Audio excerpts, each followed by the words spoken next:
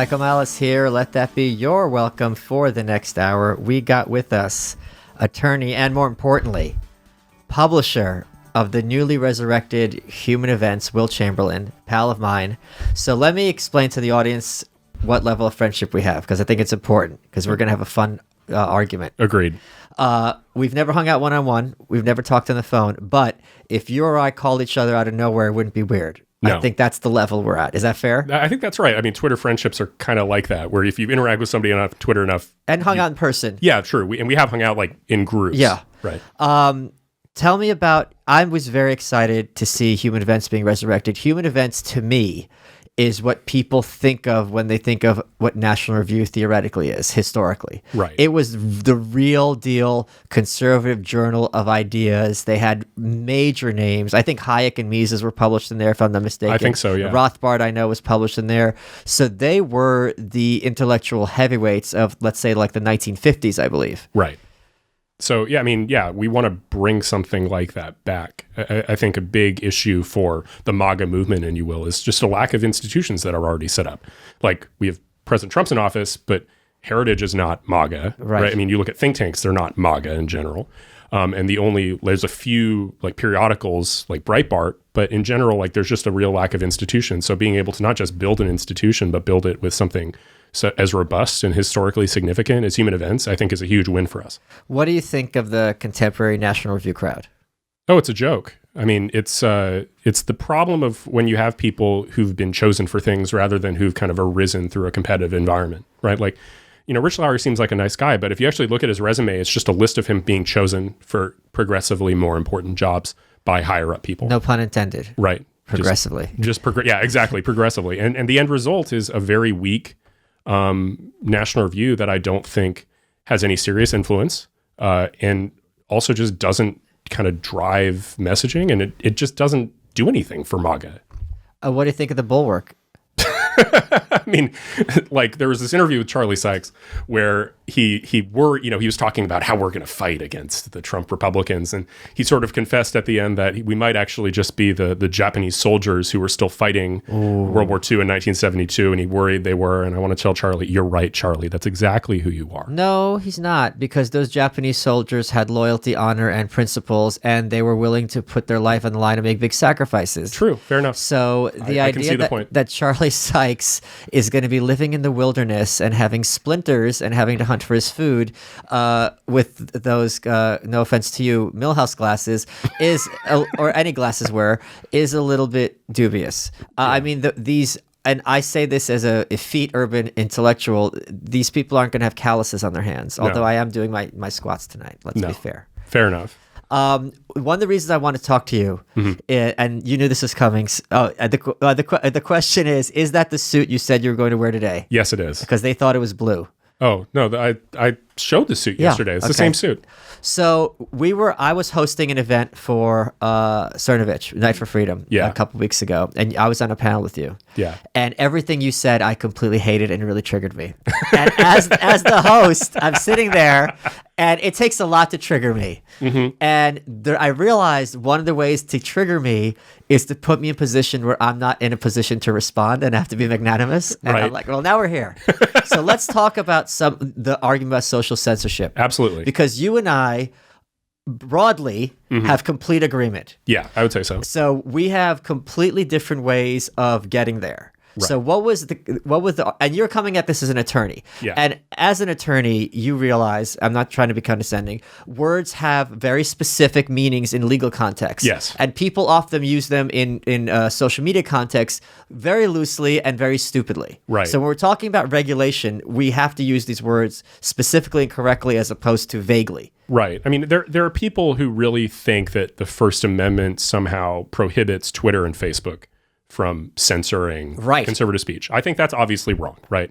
From my understanding of constitutional law and from my reading of some of the court cases people cite to make this argument, I think that's frivolous. Like, it's just not true. I mean, under current law, Twitter and Facebook can ban who they want. Yes. My point is we should change the law so that they can't. So this is what is interesting to me. As someone who, would you call yourself a conservative? Is that your term? Yeah, I'd say so. Where does your respect for private property rights end, And where does your love of the government telling me how to run my company begin? So I guess there were two different angles I'll bring up with regard to this. The first is I don't believe in self-defeating principles. That's a fundamental view I have. Okay. If your principles mean that socialists win and take over, then your principles are bad. Sure. Right? Like, because that means you'd lose everything. So absolutely. Self-defeating principles, I'm just not okay with, period. Fire up the helicopters, buddy. I hear you. I hear the code words. And then the second point is if I feel like from where your position is in terms of saying government should just not be involved in private business, you're on the position of saying civil rights laws are bad. And I don't agree with that. I'm saying civil rights laws are not valid. You're not valid or not constitutional or... Not the Constitution's a joke. Okay. Okay, the Constitution has either caused us to be in this mess or been unable to prevent it. In either case, it's unfit to exist. Okay. So the Constitution is unfit to exist. All right. Well, I guess then let's go back from constitutional to simply defending whether civil rights laws in general were good, right? Like, so what's my biggest quote? Do I have to say, or do you have to say you do have to say it. Conservatism is progressivism driving the speed limit. And the thing with the National Review is every issue that the left has fought for, they fought tooth and nail at the time, and then 20 years later they lied and pretended this was all along a conservative principle, right? Right. Civil rights laws are a perfect example of this. No one's going to argue that this came out of the progressive era of the 60s. And this can easily be argued, and I would agree, is progressivism at its best. Okay. That the idea that I am a black person or whatever, and I go to a restaurant, and right away they can be like, get the fuck out of here. Or you have a sign. Like you're not welcome here, is outrageous. Yeah. And this is something that in any society is a real problem, and is something a society I don't want to be just, like, oh, I'm fine with this. I agree with that completely. But to base your ideology or your approach to law on civil rights laws is to have a progressive base to your thinking. Am I not correct? I disagree with that. Okay. I think that you can either, because the alternative to say is like, well, if you can have, I guess the argument would then be if your principle is to start, your default would be a free market approach, then you have a conservative base. And if your default is an interventionist approach, then you have a progressive base. I would say conservatives don't have a base. I say conservatives are just doing what the progressives wanted to do 30 years ago. Okay. Well, but then what you want, right? Like Correct. You think we should have a default of non-intervention by the government. We do. That is the default. Right. I mean, no one's going to argue that the state of nature is lack of government. Okay, I agree. But so my point is not that civil rights are the base. My point is that civil rights demonstrate that the absolute position of government should stay out is wrong. Right. If you're basing your argument on that, you are saying that is the base. Are we being semantic? I'm not past sure. Each other? I guess so. We might just be talking. If you're basing your argument on the civil rights example, how is that not the basis of your argument? I mean, it is. Right. I agree. So right? the basis of your argument is a leftist program. Sure. Okay, so you're coming at this from the left. I suppose so, but okay. the same point. Thank you for this. The show's over. Right. Thank you. But no, case closed. I don't think I think that's semantic more than the question of like how to achieve things for the right. Like, I think that saying that like, okay, civil rights laws were left because that was a particularly leftist policy designed to have government intervention to achieve a progressive end. Right. I want to use government to protect a civil right to achieve a conservative end. Right, but what I'm saying is what you're doing is adopting leftist principles and leftist tactics and thinking you're going to have rightist consequences. Okay, so... And I don't think that organically, just a priori, it would be intuitive. So I think, how are we defining leftist tactics then? I mean, is any use of government to intervene in private enterprise is leftist? I would define leftist tactics as that which Will Chamberlain likes. Okay. I mean, well, I don't even need to be here anymore, right, guys? Like, we can just go on. I would define leftist tactics, quite seriously, right, as anything that would promote some sense of equality in the marketplace. Equality in the marketplace? Yes. Those are leftism is for some sense of egalitarianism or equality, whereas rightism, historically and broadly speaking, is for hierarchy and the principle that people are going to have advantages, and it's a good thing in a market that some companies have advantages because I'm going to compete with you on price, you're going to compete with me on quality, and it is by product differentiation that markets work. Right. Okay. I don't have a problem with that, right? Like the general leftist rationale for antitrust, I agree, is very unpersuasive. In general, right? The idea that we need to regulate companies that are actually, subject to kind of hidden competition, even if they have a large market share. Right. Totally agree there. But you are the one saying that Facebook's a monopoly. Yeah, and I think Facebook is. I think there are such things as natural monopolies, though. Where does the concept of natural monopoly come from? I mean, it comes from like winner-take-all effects. Have you read Peter Thiel's 0 to 1? When I was working at the Seasteading Institute, so people. You were working. Wait. Holy shit! You were working at the Seasteading Institute, and you're sitting here with this like lefty claptrap. That was 10 years ago. I decided I was wrong. I changed my mind. Wow. Okay, so you were given the choice. I was cutting-edge libertarian, dude. Seasteading was right there. You don't got to tell me about seasteading. I know Joe Quirk. I've drank the Kool-Aid and the Flavor Aid. Okay. I want to make sure I have all of the poisoned arsenic in my body. Right. So what I'm saying is the concept of natural monopoly comes from progressive economics. I mean, I don't think of it as coming from progressive or conservative economics. It does, because it comes from that late 1800s progressive movement. The idea that before that there was the laissez-faire, right? Sure. So the argument was you can't have laissez-faire because in a market, monopolies naturally occur. So you need the state to come in and kind of break those apart once that happens. That there tends to be a consolidation of capital within specific companies and markets, which is also a very Marxist idea. I mean, I think that like the characterization of any argument that certain markets are amenable to a situation where there's a winner-take-all effect, like there is in what I think is in social media, right? I think in terms of family and friend social networking, Facebook has a fundamental monopoly. Like try competing with Facebook. It's insane. But every company has a monopoly on its own product. What does it have a monopoly on? Right, but like, I mean, family and friends social networking. Like, I mean, if say you were trying to like Instagram doesn't compete with Facebook. I know it's almost Facebook. Well, Instagram's owned by Facebook. Sure, but Twitter, it's not where you have do family and friends interaction. It's public square social networking. But you're defining. What I'm saying is, it sounds to me, and please correct me, right, that you're defining that de facto. Mm-hmm. Are you saying that any company, once it's successful enough, is thereby a monopoly? No, absolutely not. I mean, it's really pretty distinct to. It's really distinct to tech, actually, in a lot of ways. And Thiel makes this point explicitly, like, why is Twitter valued at $20 billion and the New York Times valued at $1 billion when the revenues were completely out of whack? Because people anticipated monopoly profits from Twitter. Like, I mean, and that was Thiel's point. Like, the beauty of 0 to 1, and why I think it's a brilliant book, is, Thiel's a libertarian. He funded the Seasteading Institute. He wrote my original paychecks, effectively. And Thiel writes a book that says, look, you're not trying to be in a competitive market when you're founding a company. Sure, of course. You're trying to be in a monopoly. Of course. Any innovator is going to be a monopoly on their own product. And he also pointed out that, like, as a result, what happens is companies like Google, that has a monopoly on search, when they're in front of Congress and trying to justify it, they explain what they have, and they say, oh, we're not a monopoly. Like, the market is really this much bigger thing that we don't have a monopoly on. When in reality, they are able to extract monopoly profits for the service they provide. I don't understand how a company could not effectively have a monopoly on search, because by a nature of searching, everyone's going to want to go to the same place because it's going to have the information delivered the most effectively. Right, but that's exactly what I'm talking about. That's a network effect. Now, that's a monopoly. Now, do I think Google should be broken up? No, of course not.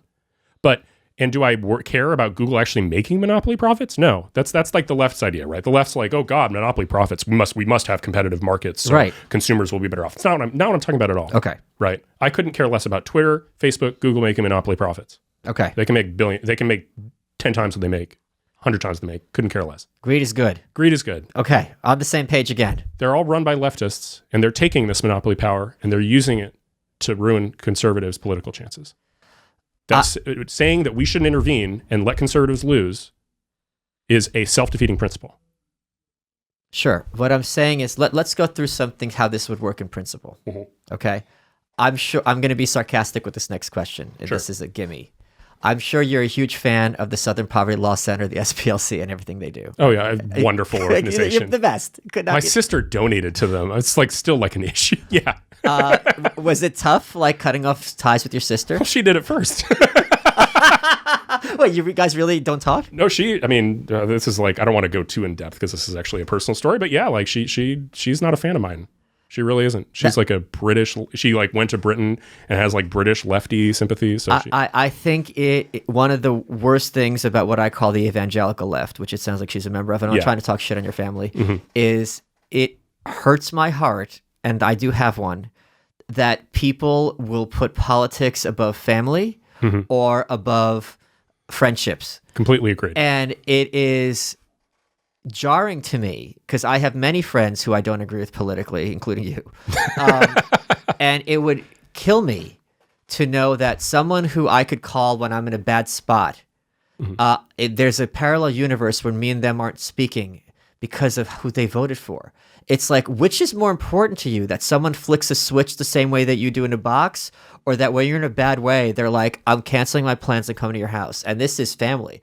Or maybe you're a jerk and she knows better. Right. I mean, maybe. I can't rule that out. I mean, right? You never know. I'm not going to pry, but I mean, that can't feel nice. No, it was very unpleasant. And it still is, actually. Like, and I'm going to try, I think, to fix it. But, it's certainly not easy, right? Is there an aspect of, well, you could have your views, why do you have to be so prominent about them up front? No, I mean, like, there was, I think back in May, I went out and covered like the Tommy Robinson trial, which I still think was just this, was outrageous. I mean, the dude was plucked off the street and thrown in solitary effectively for, with no trial and stuff that is repugnant to American notions of due process. Still think that. Yes. But like, she did graduate school in Britain. She spent a lot of time there. And she, like many British progressives, has a completely, antithetical view to Robinson. And so the fact that I was even doing anything on his behalf, which I wasn't actually working for him, just even at a positive viewpoint, that was like a final straw for her. And so, that makes me very sad. Yeah, let's talk about something more positive. Yeah, let's go back to... First of all, I want to put you on the spot, and I want to have something on human events the day it launches. Okay. I don't think that's a big ask. It's not a big ask. It shouldn't be. Raheem is the IC. I'm not ultimately in charge of editorial. That's why I hired the guy. That would be really fun for me. Yeah. I love Raheem Kassam, good buddy of mine. What made you decide to hire him to be editor-in-chief? He's just a very competent guy. He was the editor-in-chief of Breitbart London. He's edited a number of periodicals before, and he's the perfect person to run a periodical like Human Events. You're talking about the SPLC. Yeah. How the SPLC works, and you're not going to disagree with this assessment, is corporations say that they're against hate or whatever, and then they kick people off. They say, oh, we're not doing it. We're going by the SPLC, which is this independent third party, which we have nothing to do with. And then they have plausible deniability. And the SPLC, people don't know, is a hard left, very ideological organization that is very focused on what they call like right-wing extremism, by which they mean Gavin fucking McInnes. Right. But where they don't talk about any other kind of extremism where people are actually murdered. Sure. And their job... And I had Ron Coleman, Gavin's lawyer, on the show a couple weeks ago. Their job is to make pariahs and stigmatize individuals. And they do this very effectively. They raised a lot of money. My point is, when you have regulation, and so this is something that these companies are doing now in a free-ish market, right? Right. I don't even just mean Twitter and Google. I mean like big corporations, like advertisers. Right. Oh, it's not up to us? SPLC told us. Clean hands, right? You know how corporate America works, right? Yeah. My concern is if you have regulation, then they're going to say, well, legally, we have to kick this person off because such and such reason. Let me give you another example. Right now, if they're not going to be banning people, they would be banning entire schools of thought. And let me give you an example. Right now, I tweeting learn to code to a journalist, which is a joke, and a mild joke at that, has gotten people suspended from Twitter, right? In fact, I tweeted out, I can't believe no one's told me to learn to code. And my friend, as a prompt saying, why hasn't told me this, said, Malice, you should learn to code. He got hit with a suspension. Right. My point is, if they're defining harassment as anything that criticizes journalists or politicians, once there's regulation saying blah, blah, blah, blah, instead of kicking off people, why wouldn't they now have legal claim to say, well, this is all harassment and you're not going to be able to criticize blue checks? Why would they, the companies or? The companies. So they would say, then write the regulations that prohibit it from doing that, right? Like this seems like the chase of, like this is an objection. Again, I'm not to bring back civil rights, but you could make to civil rights laws, right? Well, the restaurants will find loopholes and ways to get around the fact that the government is now insisting that they serve. No, I'm not saying they're going to have loopholes. What I'm saying is the companies will now have an excuse to be even more censorious because they will then ban that too, right? Like, are you saying you want to have a Twitter and or a Facebook where no tweets or posts can ever be banned? I think that for lawful speech, right? I think you should have the same right to speak on Twitter that you do in a public park. But this is what I'm saying. You don't have a right to harassment in a public park or assault. Assault doesn't mean hitting someone. It's going up to someone saying, I'm going to kick your ass, right? Okay, so that's unlawful speech. And then Twitter can justify its banning via unlawful speech. Like there's already this entire corpus of case law. This isn't angry. No, I'm not. No, he's changing the color. Oh, right. So he's changing his color. But like there's an entire corpus of case law, First Amendment case law, right? When, say, a college wants to remove a speaker. This is indigo. Go ahead, sorry. Okay, so a college wants to remove a speaker. There's a corpus of case law that says under what circumstances, what specific speech is justifiable, etc. That case law exists and guides government behavior when it is considering constraints on speech. Okay. I want to take that case law and say, Twitter, you're now bound by that too, and how you run your platform, right? If you delete a tweet, that's the way we're looking at like a college censoring something on its own campus. So if you say like, okay, well, then now they'll have an excuse to ban the whole thing. Well, government can't just do that. They can't just say, well, this one issue of speech is bad, so we're just going to ban speech here entirely. No, the First Amendment law has developed and takes into account various ways that people have tried to cheat or get around. Okay, one of the big First Amendment things, you can't say things that aren't true, right? That's either slander or libel.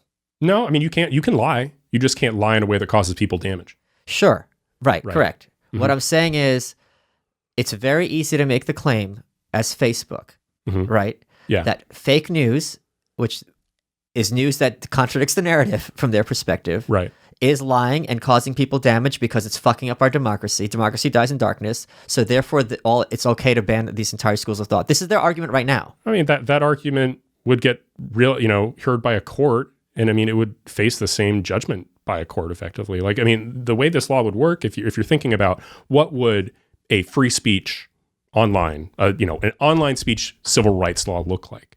It would look a lot like the civil rights laws before, saying that, private companies can't discriminate in the same way that the government's not allowed to discriminate because the Constitution prohibits it. Okay, so I lost my train of thought. What you were saying about? I was saying like they would have an excuse now to just ban like entire swaths of No, that they wouldn't. That wouldn't grant them an excuse to ban swaths, because if they ban swaths, that would be even more a violation of the laws or regulations that you'd put in place that said you're not allowed to censor people. I think what it sounds like, what I'm hearing, and please clarify this.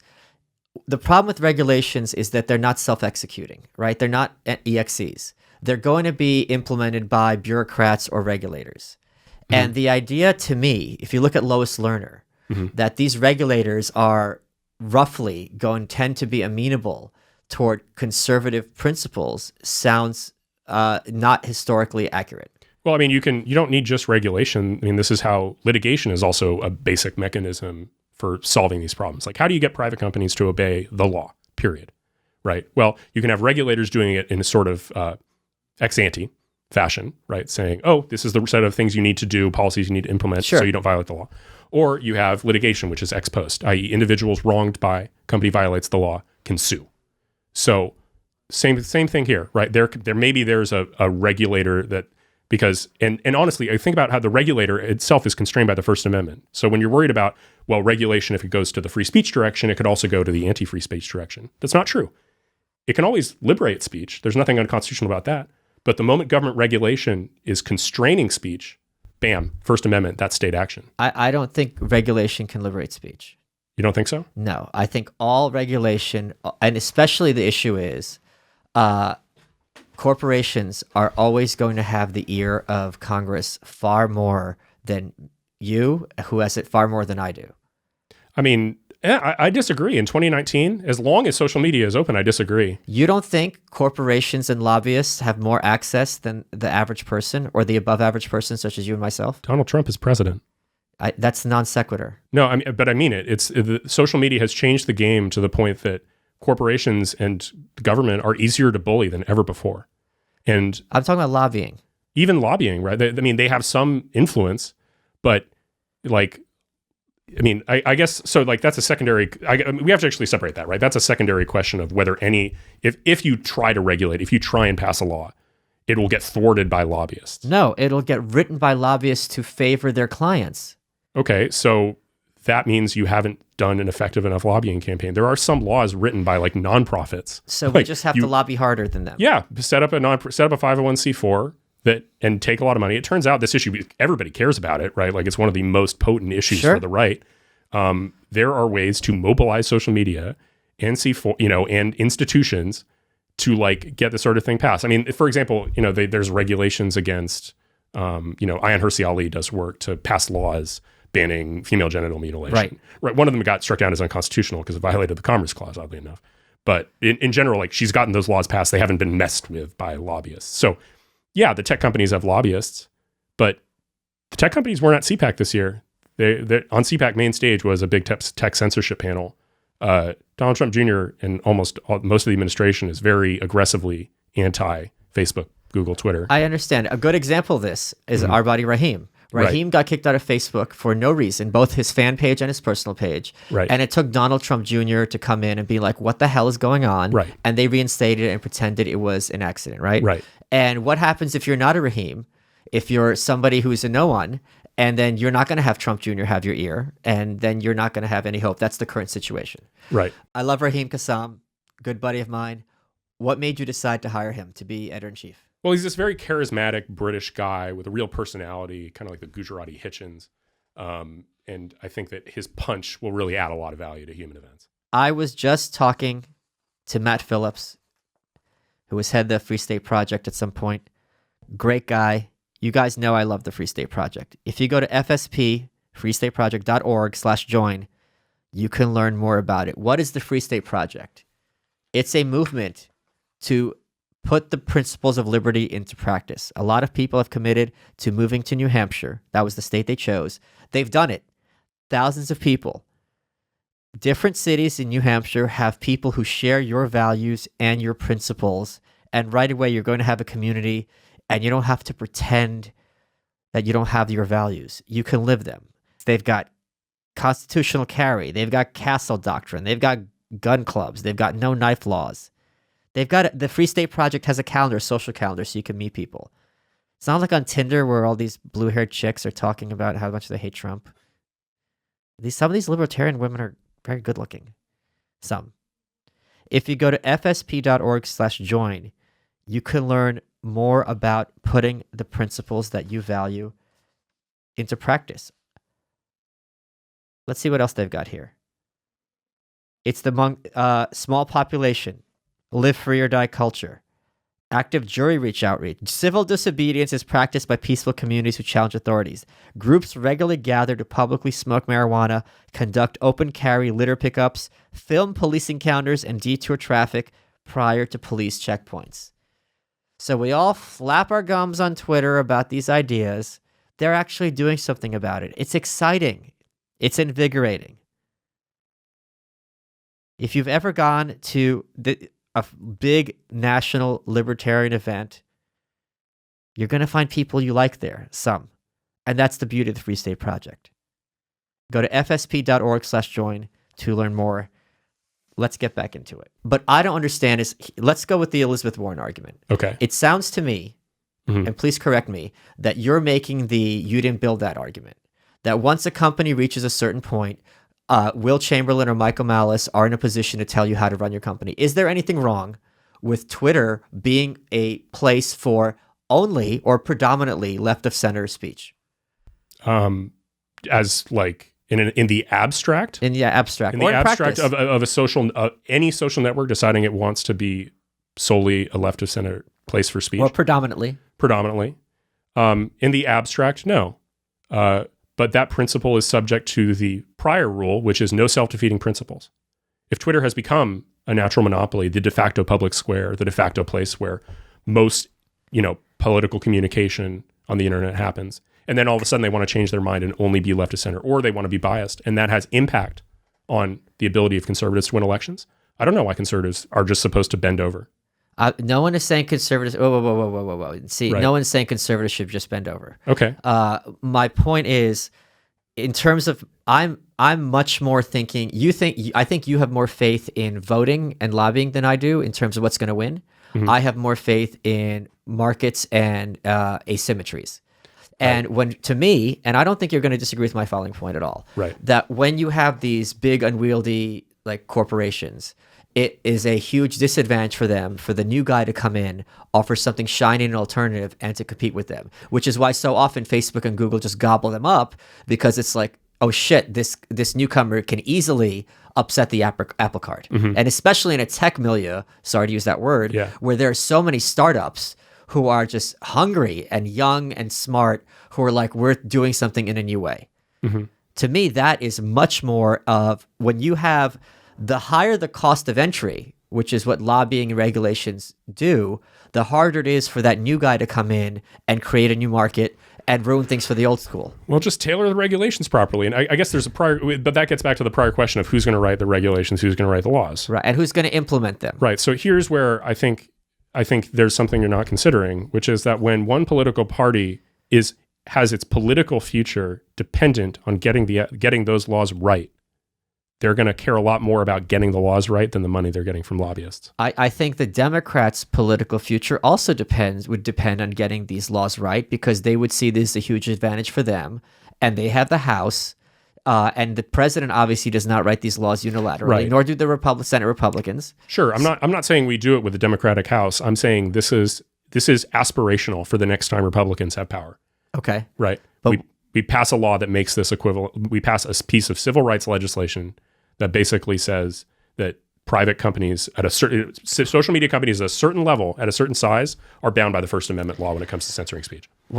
This is what I don't understand. So it's inevitable that the White House and Congress are going to flip between the parties, right? There's never going to be one of the big traumatic moments for the Democrats, I think, in 2016 is that they were lied to for a very long time.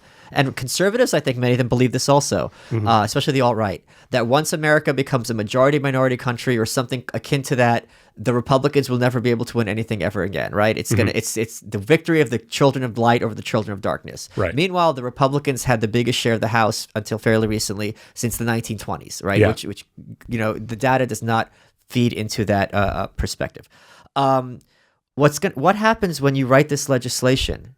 Like, look at this. Hate crimes laws. Mm-hmm. Hate crime laws are written that if I beat you up because you're black or you're gay or a woman, whatever, I'm going to have a disproportionately higher prison sentence than if it was just regular assault, right? It's very easy to build from that to hate speech because, look, we already punish hate crimes. Now hate speech is its own thing. Legally, as you and I know, hate speech is not a thing. Yeah. The First Amendment doesn't say blah, blah, hate speech. It's something ripped out of whole cloth. My point is, you write these civil rights legislation. Yeah. 2 years, 4 years, 6 years, the Democrats are going to have the House and the Senate and the presidency. Sure. They're going to take that and they're going to twist it. And now they will take the gun you have given them and point it at you. But that's my point. Like, that gun doesn't exist because. But you're building the gun. Is my point. What's the gun? What am I advocating? The regulation is the gun. Okay, let's be clear about what am I advocating. The regulation. I'm advocating a civil rights law. Yes. That says that private companies are at a private social media companies of a certain size. What you mean market value? I mean, like number of users, market. I mean, like I don't think that's a particularly important thing. It is important. Don't you get it? But that's like in the weeds. The question is like, we're getting Facebook, Twitter, Google. We're not getting random startups. Okay, like we can figure out the details. That's what you have policy wonks for, right? Once you like. No, that's what you have principles for. Don't you get? That's what you have policy wonks for. Okay. I feel like this is because if you like, yes, the principle should be don't lose, right? If we're at this place, we're already at the principle. No, the principle should be freedom. Yeah, freedom of speech, which is not meaningfully. Freedom of property. Of property? You can't have freedom of speech without freedom of property. Yeah, you can. Holy shit. Are you serious? Yeah, sure.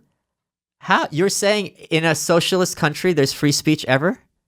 I'm saying it's not theoretically impossible. I'm saying it is absolutely theoretically impossible. Yes. Oh, this is a core of our disagreement. You think in a socialist country where the government controls all speech, it is possible to have free speech? No, I don't think that. Okay. Right. Like, but the premise defeats the conclusion there. You said, if the government controls all speech, do you have free speech? No. Correct. Okay. But like government ownership of the means of production, I don't think is inherently necessarily incompatible with a set of laws that lets people say whatever they want. I think it is. Okay. But I think that, fine. But like in any event, there's like, I think jumping from certain big companies should be regulated to prohibit them from discriminating in a certain manner, right? That means, well, there's no more freedom of property rights. Well, now we're back to like, is it possible to have free speech in a world where there are civil rights laws? Okay. Right? Like, and to me, the answer to that is sure. Why did the 1964 Civil Rights Act does not exclude the possibility of free speech? Okay, let me go down this rabbit hole with you. Okay. Let's suppose we have these laws, and you can't discriminate against conservatives. Okay, that's banned for big social media big social media company. Can you discriminate against literal Nazis? Can you discriminate? Not under this rule, no. Okay, so do you not think would be disadvantageous for Facebook as a company for you to force them to say, look, I get harassed, you get harassed all the time. Women get it's terrible. It's terrible. I mean, it's really easy, and I don't like this. I'm not saying you do it. I know you're not doing this at all. But like a lot of people will like poo-poo when these female journalists say I get like attacked in these nasty, sexist ways, and it's like they're right. No, I've seen it, horrible. And it's horrible, and it's not cool. What I'm saying is, would Facebook be in a position under your regulation to boot these Nazis? And you're saying no. No, right? Like essentially for lawful speech, no. As long as their speech was lawful, right? Like no, I would say they don't have the right. And it's. But don't you think that would hurt the company enormously? Yeah, a lot probably, and it would make them a little bit more vulnerable to competition from smaller startups that didn't have this problem. I think it would make them. You know what this is like? This is like okay. Should a homeless person have a right to shit in a library? No. But this is the equivalent, isn't it? I mean, it's like in the sense that any regulation on a person's private property has some liberty principle or liberty interest at stake. Yes. No, I'm not talking about liberty interest. I'm talking. This is something very practical. Meaning, if you, what do you do about bad actors? Are you allowing a company, legitimately bad actors, people that you and I would completely agree these people are gross? Are you for you to take away Jack's ability to be like, you know what, get the fuck out of here? And again, people who are unambiguously bad actors. Oh yeah, absolutely. Right. Like I don't like these people either. Right. I mean, it's not just don't like. You are really. I'm half Jewish too, so it's not just dislike. It's like you are making this an experience you're making the cost of me doing business very high. You're providing no benefit. Mm-hmm. For you to take that away from someone's company, to me, seems outrageous. I mean, that's part of the culture of America. Right? Like, and I mean that like Nazis got to march in Skokie, Illinois. Nobody wanted them to, but they did anyway because. But that's public property. I'm talking about private property. Right. And I'm saying in a country where we actually want to have a culture of free speach, not just laws about free speech. Like free speech is more than just the First Amendment. The First Amendment only protects speech in just that area of government intervention. I think it's that important to have a culture of free speech that when something like Twitter becomes the public square, far more important than a public park for communication, that everybody gets a right to speak. And that, in terms of like, you can, obviously create better blocking mechanisms, create better filtering mechanisms for people if they want to use them, like fine. But at the end of the day, like, I genuinely do think that people should have the same right to speak on Twitter that they do in a public park. Okay, here's the question I have for you. We started this interview with talking about how legally we have to use words precisely. Sure. What does public square mean in a legal sense? Oh, that's actually a good question. I mean, that term is used a lot, and I think it's used to kind of beg the question to prove that which a person is trying to assert. Well, I mean, I'm not sure what the technical legal let me give you another is. example of why it's a problem. Sure. Because there is not one public square. Even Central Park isn't like, Speaker's Corner in London. You can leave Speaker's Corner. Sure. By your definition, I can't leave Twitter. It's a monopoly. Like, I have to go to it if I want to be where everyone's speaking. So I don't know that these two things are analogous. Perhaps not, but I mean, if anything, that just demonstrates that it's far more important to have the right to speak on Twitter than it is to have it in a public park, right? Like, if Twitter is that dominant a communications medium, speaking in a public park isn't nearly that important to somebody's ability to express their First Amendment views. First Amendment protected views. Would you support a return of the fairness doctrine? No, of course not. Why? Of course not. The fairness doctrine is a completely distinct thing because television time is scarce. Access to social media platforms isn't. Okay. Right? Like, I mean, if fairness is like you must spend equal time on something, then that is a serious constraint on the ability of what content can be created and produced by a television company or a radio company, and thus is exploitable in exactly the way that you're talking about. But a piece of civil rights legislation that simply puts a non-discrimination requirement, i.e., no, you can't ban somebody from accessing this non-scarce resource. Let me ask this. You and I, you seem angry. Are you angry? No. I'm just focused. Okay. And it's a good debate. I'm enjoying myself. Good. Okay. Don't get me wrong. Good. That is important to me as a host. Not being sarcastic. Right. Yeah, now I lost my complete train of thought. Let me go through a list of possible things that were being argued for, and I want you to tell me which of these you agree with and which of them you don't. Okay, sure. Okay. Common rules that all social media sites need to adhere to, enforced by third-party bodies to control the spread of harmful content. Don't agree with that. Third-party bodies, that's a very bizarre mechanism that is much more unwieldy than simply taking First Amendment case law, putting it on these specific companies, and using the courts to interpret it.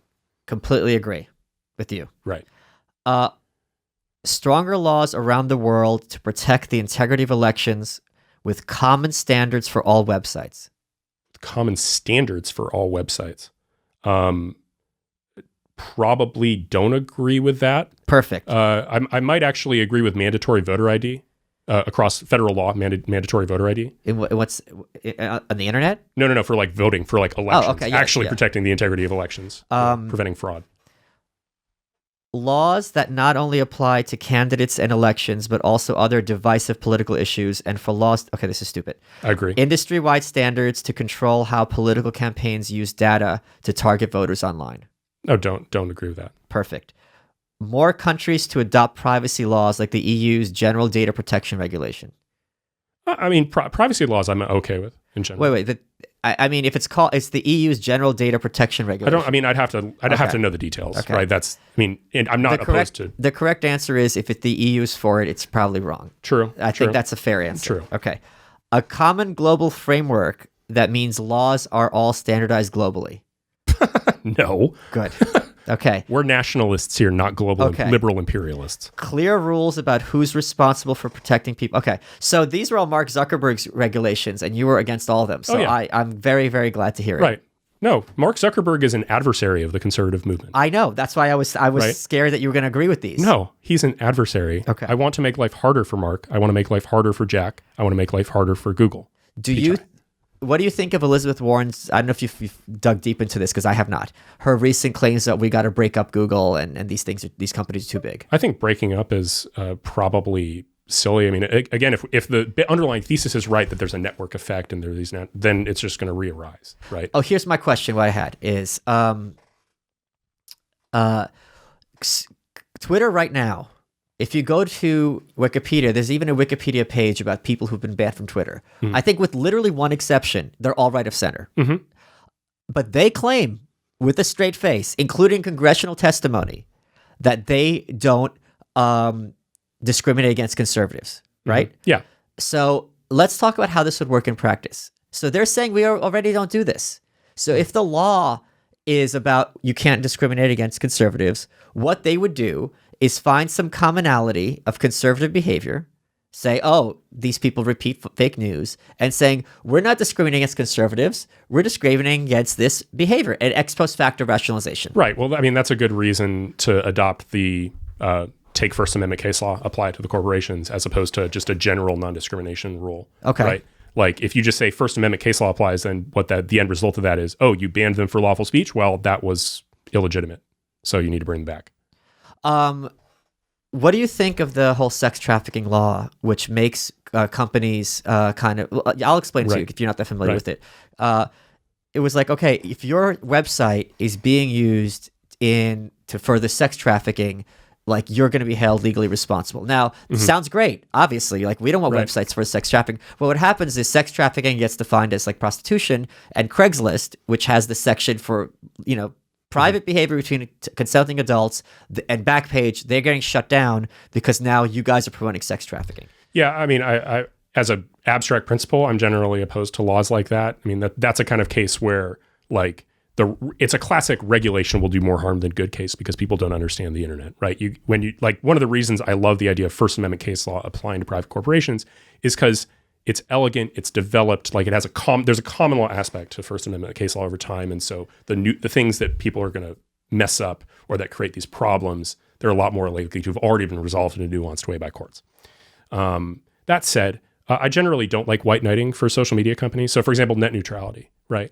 Like, I might sympathize with Google's position on occasion or on some other issue, but they're against conservatives, so they're an adversary. So I'm perfectly happy to use like very threatening, menacing laws to get them to actually start treating conservatives fairly. Okay. I mean, fairly is a leftist term, but that I'll leave that. As right, but I mean, you get my fundamental point. So is it fair to say that, and this is something that I think this is actually something that I like the sound of. Mm-hmm. Given the choice,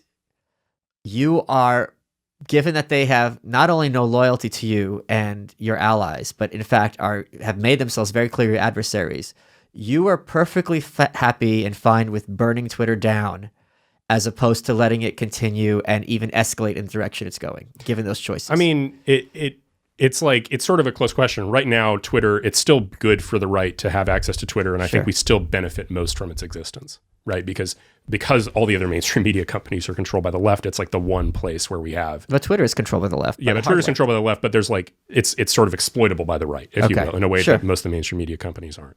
So if you're saying if we lost Twitter tomorrow because of its current censorship, I think that would be a net negative for the right, and so I wouldn't want it. But at the same time, but my view in general is, but they're adversaries, right? These people want us to, they're on the other political side, and they want us to lose, and they're willing to use whatever monopoly power they've accrued to make us lose politically. And once you realize that, you're like, okay, suddenly it's like, these aren't just, this isn't merely a sort of academic antitrust debate about what's economically efficient. This is a political debate about power and whether or not you get to use your power to exclude us from having it. Why is this political power so important to you? What has Trump actually delivered on that you like? Oh, I mean, not that much, to be honest. It's really more about keeping the left out of power. I mean, I don't want to live in what Canada is, right? Like, I mean, one simple example of a thing that I'm just appalled by is in Canada, you have like a the rules about gender affirming trans parenting, right? That if your child identifies as trans, then you must allow them to get hormone treatment at like 10.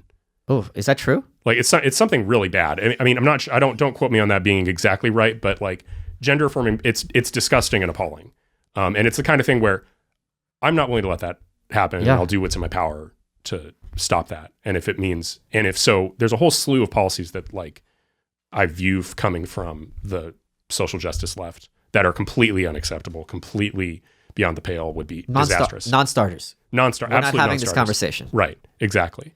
And so once I've realized that, okay, well, if the left takes power again and has another 8 years of an executive branch that will do all sorts of crazy things, right? It's not about the president. It's about the executive branch agencies staffed up by lefties.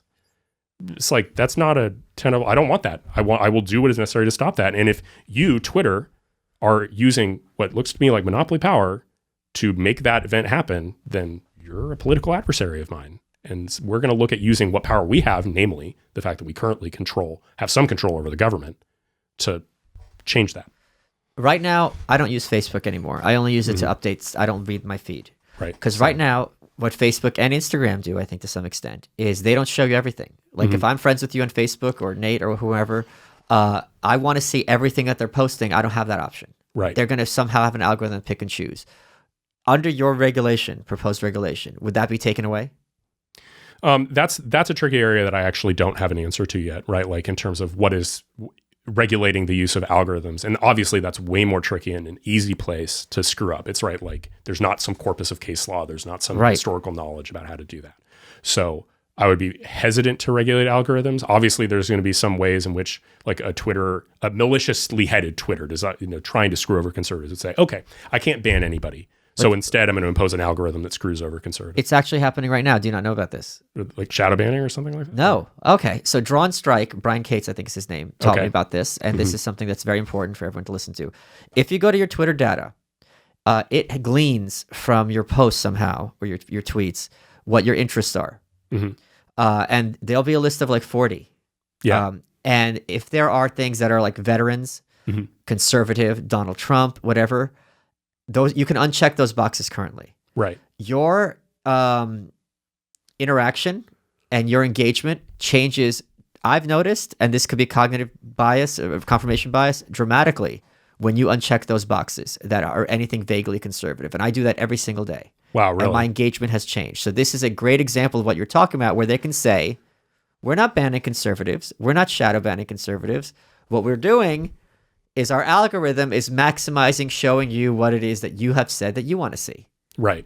I mean, and that's happening right now. Right. That's not an easy problem to solve. I think it's one that, like, this is why we need think tanks, right? Like, it's because I genuinely believe that I don't rely on an invisible hand mechanism to solve that problem. I don't. I think that should become clear by this conversation, right? I don't think there's a startup coming to save the day and that'll outcompete Twitter and solve this problem. But Twitter was that startup that came to save the day at one point. I mean, it's not. It's a 0-1 situation. It's not that it came to save the day. It created the new public square. Just created it. And then now it has it. It didn't even intend to, really. But Facebook was the public square. Kind of, but not in the same way, right? Facebook was always, you can interact with your friends. Twitter is like the first place where you can interact with everyone. But how was that not Facebook? I mean, like, when you post something on Facebook, or even when you posted it before, the odds of it going like really viral, like, I mean, I don't see Facebook see Facebook as like a viral platform where you could. They have a share function. Things go viral there all the time. No. YouTube, it was another one. I guess. I don't know. I mean, YouTube is where viral started, I would say. When you say viral, perhaps, yeah. Right. But I mean, Twitter has captured all of that, right? I mean, it's captured like the entire. If you want to actually have influence on public events, that's where you do it. I don't think YouTubers have influence on public events? They're sort of derivative, honestly. Because they're coming after, and it's just much less so, right? Like, because especially with the news cycle moving so fast, YouTube's just usually not quick enough. I mean, Twitter's where it happens. Twitter's where you want to have, like, I have a platform of 35,000 followers or something like that. Like, it's not some huge platform or anything, but you make the right arguments on Twitter, and they start showing up everywhere. Sure, but you're saying that if someone has 35,000 Facebook followers or 35,000 YouTube followers, it wouldn't have any impact, or significantly less? Significantly less. Okay. I don't know that's... I think part of the reason would have to be because Trump is on Twitter. Part of it is because Trump is on Twitter, but also it's the media is on Twitter, right? Twitter's a smaller platform by users, but the entire media is on Twitter, and they use it obsessively. So as a result, like, it's sort of controlling the information space that the media inhabits kind of controls what gets spread elsewhere. I love Raheem Kassam, good buddy of mine. What made you decide to hire him to be editor-in-chief? Tokenism. Let me take a second to tell you guys about HeshiSocks.com. HESHI socks.com. Let me give you the promo code. It's welcome30. You get 30% off your order. Spring's here, finally. Summer's around the corner, temperatures rising, and comfort is king. Whether you're going to hike, at the gym, playing ball, stuck in the office, chilling your couch, you want your feet to be comfortable and stink-free. That's right, dear readers. You know them, you love them. Heshi socks. They're the most comfortable kick-ass fashion socks for work or for play. I talk about them every week because I wear them every week. They're made with high-end Pima cotton, which is extremely breathable in this warm weather. But they've also got antimicrobial properties to keep your feet smelling fresh and smelling right. If you ever meet me in public, you can ask to smell my feet, and I'll be glad to call security on you. But you'll know I'll be wearing Heshi socks. They're just one fucking comfortable sock. That's in the ad copy. Language. They're a little edgy, Heshi socks, but they're still soft. If you go to HeshiSocks.com, HESHI socks.com, and use promo code WELCOME30, you'll save 30% off. Sex. I had sex once. It was awful. But if you like sex, you like BlueChew.com. Let me give you the promo code. It's promo code Malice, and you just pay $5 shipping. BLUEChew.com, promo code Malice. What is it? It's a performance enhancement for the bedroom. It's the first chewable with the same active ingredients as Viagra and Cialis. They work faster than pills, up to twice as fast. You can take it on a full stomach, on an empty stomach. It's cheaper. Takes a few minutes to fill out a form online. You don't have to have a doctor visit. You don't have to have awkward conversation. You don't have to wait in line in a pharmacy. They're shipped to your door in discreet packaging. And you know this company loves my show because they misspelled discreet in the ad copy. But they are prescribed online by a doctor and made in the USA. And you get confidence in bed every time. Try it out. It's $5. Put in someone's drink. I don't know. If you go to BlueChew.com, BLUEChew.com, and use promo code Malice, you'll get your boner gum. And you've been telling me you're welcome.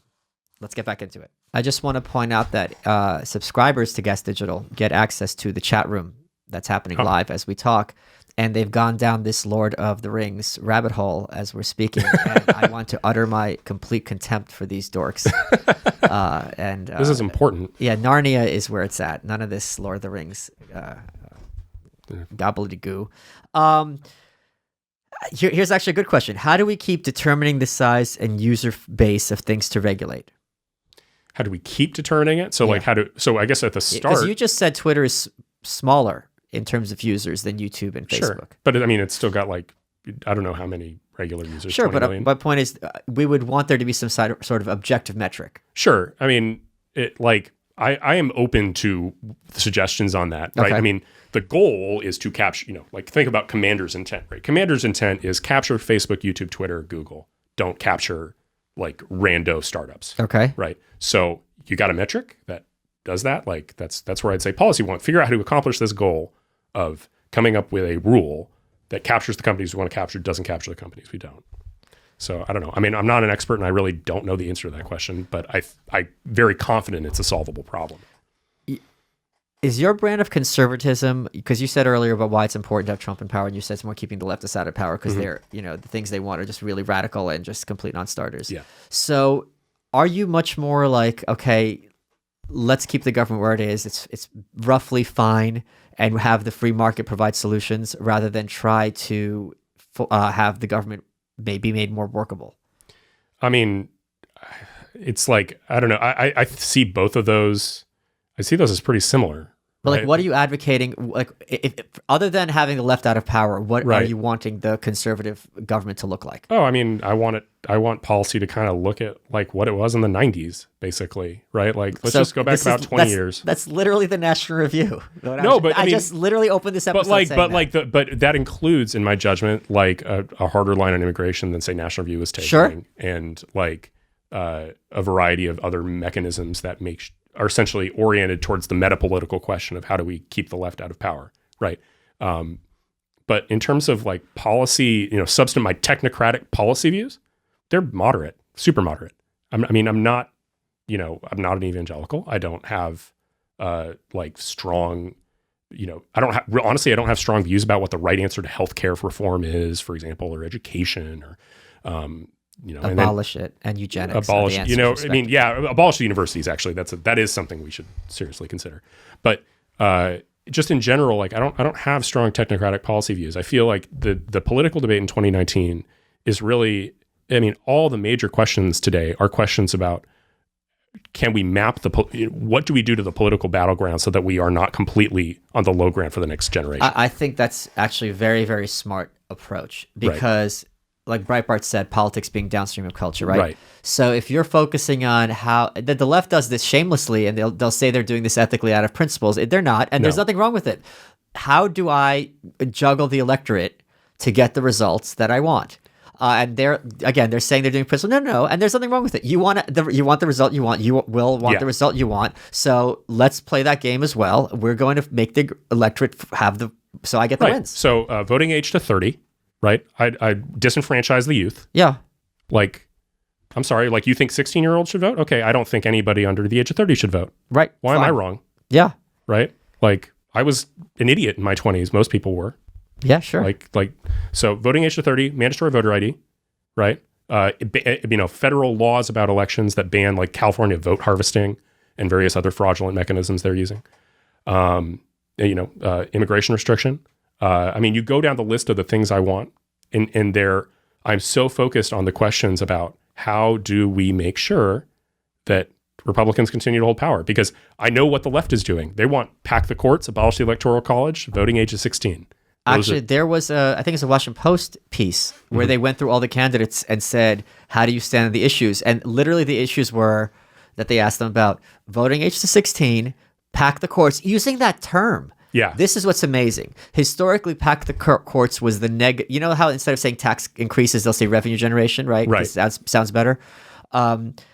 Pack the courts was like holy shit, this is really, really bad, and it affects the integrity of the court. The Supreme Court should be sacrosanct. They're using that term themselves. This is the term that it's actually a socialist friend of mine that like coined that. Ian Samuel. I don't know if you know who he is. No. Professor of law at Indiana, personal friend of mine from college debate. Goes on Tucker, and he's very good, brilliant guy. But he's like, pack the courts should be the new abolish ICE. And think about it, build the wall, pack the courts. Simple, clean. So they asked them about packing the Supreme Court, statehood for Puerto Rico, lower the voting age to 16, reparations, and there were a couple others that were so out there, and they were all like, yeah, Medicare for all. I forget what the others were, but it was like, holy shit. Yeah, so there's a book. And this is their opening gambit. Yeah, no, there's a book that you should read. It's called It's Time to Fight Dirty, and it's by a Democrat political scientist. And basically the thesis of the book is Republicans have been exploiting the rules of politics to make it harder to beat them. So we should fight dirty and do all sorts of things to make it impossible for them to win. And if you read that book, and then you look at these articles and the platforms and the things the Democratic candidates are saying, you'll say, oh my gosh, this is exactly what they're doing. And my view is fight slightly less dirty, right? Like maintain our principles, don't do unlawful things. But what are these principles that you're fighting for? I asked you for your views. That's a good question. Like, what are my underlying principles? Yeah.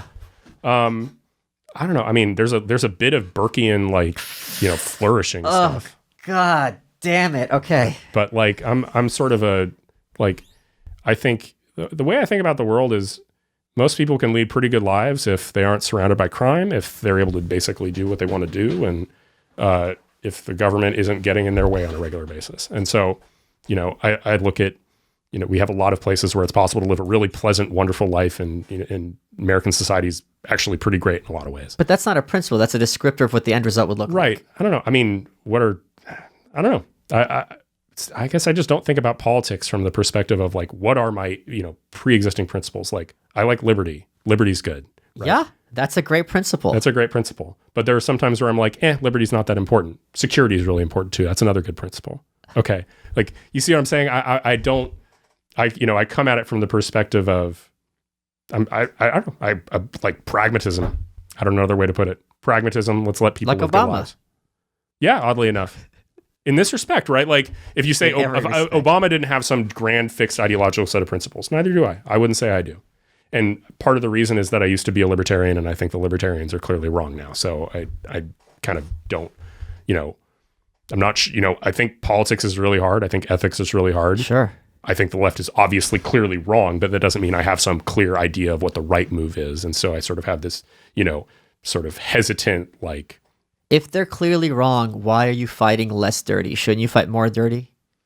No, I'm saying dirty, but just slightly less dirty. What I'm saying is, here's one of my big arguments against the left. You're right. If you believe sincerely that Trump is Hitler or a Hitler-like figure, you have an ethical obligation to figure out whatever you can to stop him, because this is a monster that needs to be defeated at all costs, right? Right. And the fact that they're using the same argument and the same tactics, he's a racist, you're racist, demonstrates they don't really believe he's Hitler, because if he is Hitler, you have to keep changing your strategy until you take this fucker out. So, I mean, you actually have now reminded me of one core principle. Rule of law is very, very important to me. And that's a core one, right? Like, societies that stop operating by the rule of law turn into very nasty places very quickly. So when I mean slightly less dirty, I mean, I think the left is willing to forgo the rule of law. And I think Antifa is the best example of that. Sure. Right? And their indulgence of it. And I think that's just untenable, right? Rule of law first. Sort of the kind of peaceable behavior. Peaceable behavior. Yeah. Lawful behavior. Yeah. like for example, and a good example of how this principle manifests is that, a lot of people have time for Clive and Bundy. I don't have time for Clive and Bundy. I think Clive and Bundy is lawless, right? I thought he had 20 years in the courts and lost and then decided Tell us who that is. Clive and Bundy is like this rancher who had a rebellion and had like a face off with guns against the police because his land was being seized. There might be a legitimate reason for that, but he lost in the courts. I don't care, right? Lawful rule of law. Like, you don't get to rebel against the United States government. I'm not down. So I really think the rule of law is important because what happens when the rule of law goes away is anarchy, and avoiding anarchy seems like priority one. Well, that's where you and I are exactly opposite. What's that called when the government can take your land and just give you money in exchange for Eminent domain. Yeah, are you in favor of that? Sure, of course. Why is that of course? I mean, do you like highways? Like, do you like a border wall? I mean, these things seem, if you have a government that is a sovereign, who will build the roads? Yeah, I agree. I think, trust me, I've read David Friedman and the Machinery of Freedom. I worked for Seasteading. I'm woke. At least I'm well read on the libertarian theses on these things. I find it unpersuasive. Like, you can come up with this complicated invisible hand mechanism to solve the problem of roads. Or you can just say, look, there's an obvious free rider problem if we don't have eminent domain, that we buy all the other pieces that we need for the road, and one guy decides to hold out and can extort us. So we're the sovereign, like, we can just stop that. So let's stop that. Now, obviously, eminent domain constrained by the rule of law, very important. And I think Kelo was an abortion of a decision, frankly. But, when conservatives object to like, oh, well, you'll need eminent domain to seize land for the border wall, I'm like, this is what eminent domain is for. Public use, right? There's a public purpose to building a border wall. Are you in favor of eminent domain for like building stadiums? No, that's a private use. So where are you drawing the line? I mean, public infrastructure, roads, roads, utilities, walls, state and national security, safety. Like, in general, for stadiums, I'm not in favor of it because that's for the benefit of private companies. Now, I mean, it's possible to conceive of a publicly owned stadium, and if it really is publicly owned, then that's a close question in my judgment. The public square. Well, I mean, kind of. I mean, they're like, say they're, they needed eminent domain to build the National Gallery of Art. Like, I wouldn't be like, oh no, you can't use it for that. National Gallery is awesome. What do you think of public education in principle? In principle, mandatory public education. But that's just a view of like, that's a classic. I mean, there's a variety of practical reasons why public education is a complete disaster. We should be, when Bernie Sanders wants to make college debt free for everybody, I think we should just, seize the endowments. Interesting that you say the word disaster. I don't think it's a disaster because disaster saying it's broken. I think the system is working exactly as it was built and intended. Oh, okay. That's fine too. I'll concede that point. We got a question from the chat room. How did Will go from libertarian to this? I don't know why this is in quotes.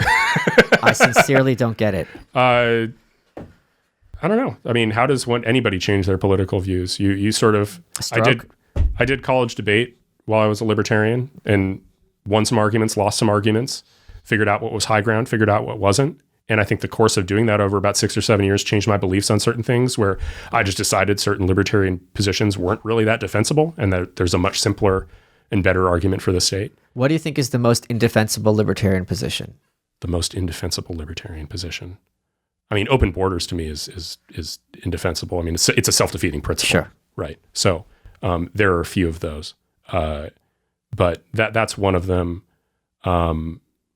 Complete. I mean, there's certain places. Drug legalization? No, actually, but I come at it from a different perspective, right? There's a very good book, another book I recommend, Johan Hari's Chasing the Scream, that I recently read. And Hari's a liberal, and he basically makes the point that, like, look, yes, we want less addiction. Sure. But drug criminalization means there's more addiction. Yes. Because 80% of addiction is trauma and, like, dislocation. Right. And so criminalizing it just creates more trauma and dislocation and creates more addiction. And putting addicts in jail is not helping anybody. Right, exactly. So like if you came at me with a libertarian argument and you said, oh, we should just be free to put anything in our bodies we want, I'd be like, nah, right? Like if criminalization did in fact massively reduce addiction, I'd be fine with it because... What's the number where's the tipping point? I mean, I don't know what the exact tipping point is. That's a pretty abstract concept, but it's enough that it doesn't solve the problem for me to say, okay, we need a radically different approach. So what you're saying abstract concept is a euphemism for principle. So you're like, let's suppose you're saying, okay, 70% it cuts addiction. Okay, I can wrap my head around it. Yeah. But like 30%? I mean, if it cuts addiction by 30%, criminalizing use, close question. I don't know. But how are you, Will Chamberlain, or me, Michael Malice, in a position to tell another adult, how am I interjecting in this decision? Well, I guess I see there are serious social costs to drug addiction. It's a really bad thing. It destroys people's lives, destroys families. Well, the personal costs are much higher, obviously. Right. The personal costs are much higher, but it's a social social catastrophe that in the Midwest we have massive. Absolutely. Addiction, right. It's a social catastrophe. And so if your principle from the outset is, well, we should just let that happen because they have the right to make themselves meth addicts and who cares? Right. And government has no role to play. Well, I don't think anyone's saying who cares. Right. No, I've never heard that. Right. Okay. I mean, but like, I think everyone is coming at it from a compassion that the government's causing this, and it's very kind of disturbing that alcohol is so socially acceptable, and you could have ads for it, and that ruins a lot of lives, or especially the worst one, and you and I are not going to disagree on this at all. Prescription drugs, which are the doctor gave it to you, it's fine, which are extremely addictive, can have very nefarious consequences. Well, so actually, this is a place where I'm not going to agree. Okay, interesting, and this is where I think you should read the Hari book because he's very good on this point. He makes this interesting argument that it's not the prescribing. Like a few people get addicted to prescription drugs, opiates, for the same reason that people get addicted to opiates generally. Part of it's the chemical hook. Sure. It's also relief from dislocation, relief from trauma that triggers it. And the really nasty, awful behavior, the real catastrophe occurs once the prescription's taken away. Yeah. And they have to go get heroin. Yeah. Right, because it's not just like that's the only thing in the street. Oh yeah, no, I'm not arguing with you. Yeah, that's my understanding as well. Yeah. So. Because it's chemically the same or close enough to it. But I guess like the view being that, many people use opiates to get over an injury or pain and then stop regularly. Like the chemical hooks in opiates are not so strong that you just get addicted to them. No, it's always going to be a subset in the same way that everyone, or 99% of people who are heroin addicts have tried marijuana, right? Sure. It's going to be a precursor that, all these people, but it's going to be a certain subset. Yeah. Yeah, it's not 100%. Will, running out of time. Okay. Time for our last question. Okay. What was your favorite part of this interview? What was my favorite part of the interview? I loved the whole thing, Michael. I don't want to pick. It's like picking between children. It was a fabulous interview the whole way through. You picked the good-looking ones. Yeah, exactly. Okay, fine. My favorite part of the interview then. The skinny ones. I thought the little discussions I thought when you went through the list of Zuckerberg's policies and we just ripped them apart one by one, that was a good part. But in general, I enjoyed the big tech discussion. I mean, that was the big core of it. So that was a lot of fun. You are welcome.